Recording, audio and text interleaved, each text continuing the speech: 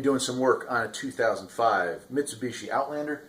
We're going to replace the front axle. This is the driver's side axle, but the job is the same no matter if it's the passenger or the driver's side. For front axles, this is going to be the same.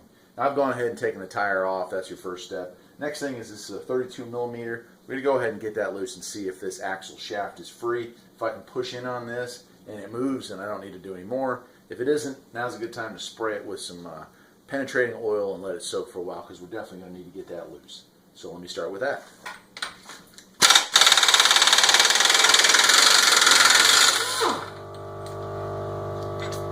Yeah, okay. It lucked out there, so that one moves. You can see it press with my thumb and it's able to move back and forth. Well, that's a good thing. So I'm going to set those two things aside there. Next thing we're going to do is remove the brakes. We're going to take this rotor off and the caliper bracket. Now, you don't have to separate the caliper itself. We can take the entire bracket out of the way, and I'll show you how to do that. You're just going to go for the two main nuts back there. I believe they're 17s. Go ahead and get those loose. Okay. Got the two 17 millimeter caliper bracket bolts. So I'm going to set those aside. Now, before I take off the brakes, I'm going to push in with this hand, grasp the back of the caliper itself, and pull back.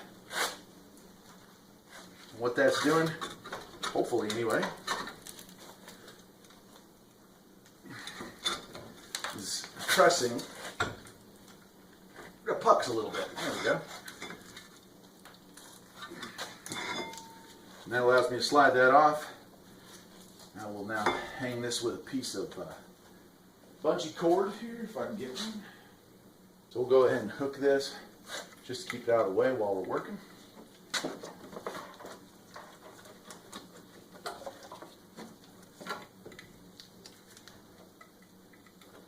And I'll kind of just push that off to that side. Rotor, if you're lucky, it's not too seized on there. Go ahead and get that out of the way, set that on the ground. And we're getting there. Go ahead and straighten this back up.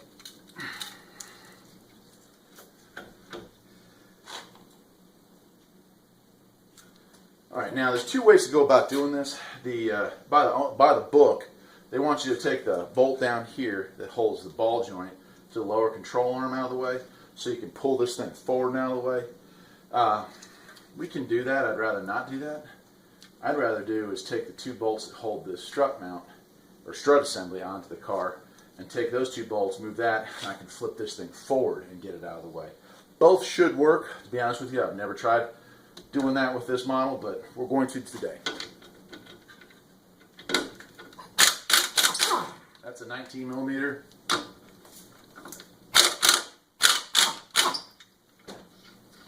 Take those two both out of the way, take these bolts out. Now look, there's ABS sensor wiring here, right? So you want to be mindful that you don't push that forward and rip that out. If you have to, you can unscrew that.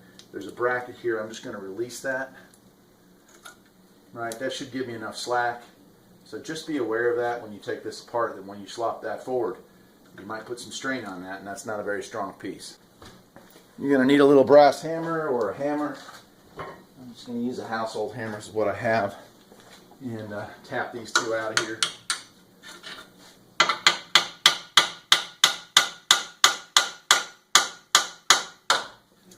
So those are out of there.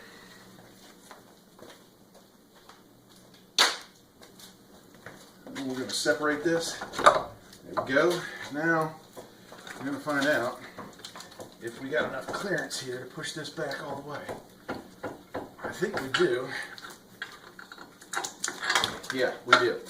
Okay, so saving a whole lot of trouble by not taking that ball joint loose, which you need a special tool, because if I'm taking that ball joint loose, I also need to take my sway bar link loose. And sway bar links, usually that's a one-time install. Once you try to take them apart, they just spin and they'll wear out. So far so good. Next step, I'm going to get underneath here with a large pry bar, and I'm going to pop this thing out of its snap ring, and that will be it. Now you might lose some fluid because the transmission seal is there. We don't want to have that, but be mindful you're going to have to recheck your transmission fluid if you lose fluid. I don't know how well you can see me here. I've got this all pushed up, but you're going to take your pry bar, wedge it up underneath right here, and pop this thing forward, which I've just done. As you can see, I do have some transmission fluid leaking, so I want to try to minimize my losses. I'm going to get my new axle sitting right here, real close by. I'll go ahead and remove this one. We'll lay them side by side just to verify we got the right part. And we'll put it right back in. There we go. It is the right part. Now when you're going back in, be real gentle and be careful. Tell you what, I'll get the camera closer so you can see this god awful mess we got here. There we go. So there's the shaft there. You can see I got some leakage, so I'm not going to waste a whole lot of time, but be careful not to kill that seal that's there, right? Be careful with that.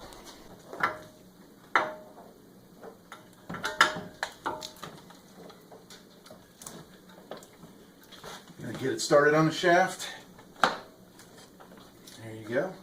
And then you're going to tap it. I wish I had my brass hammer with me, but of course, like everything else, I don't have everything I need to do this job here at the home. Doing all this work at the house, a lot of tools are still at work, which is unfortunate, but sometimes you can just tap it, it'll go back in. In this case, that's not going to be the case.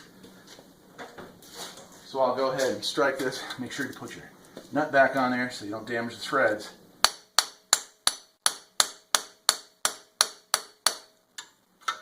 And that's it. It pops, goes back into place. I'll get down here and verify. Yep, it's in there. Nicely sealed. Go ahead and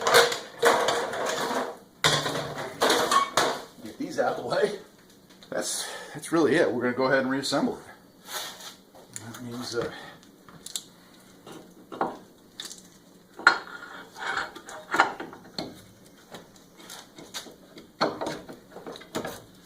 just remember to reattach this into its little home that we had there. There we go.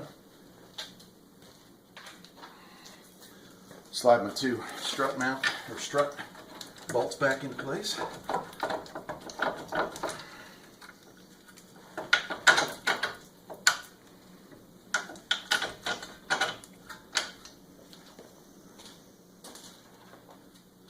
Put the nuts back into place.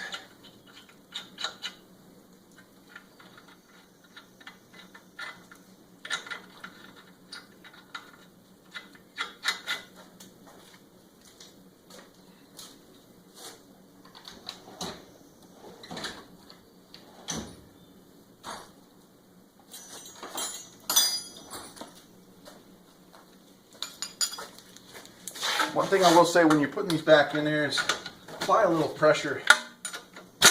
Oops. Apply a little pressure inward to make sure that your camber and caster setups are the way they were when they came off.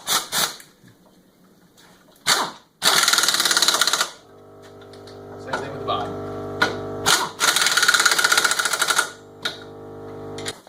Alright.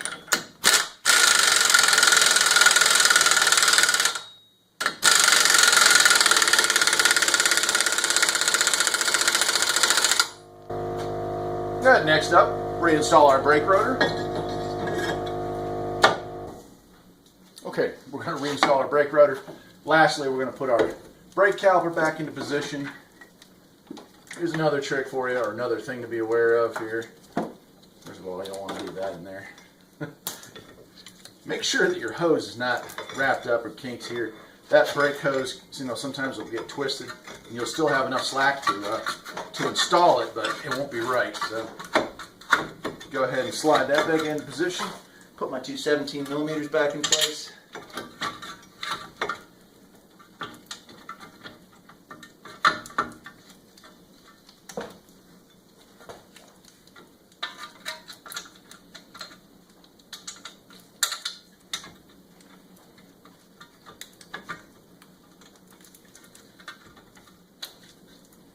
Once we got those started by hand, we'll hit them with the impact gun.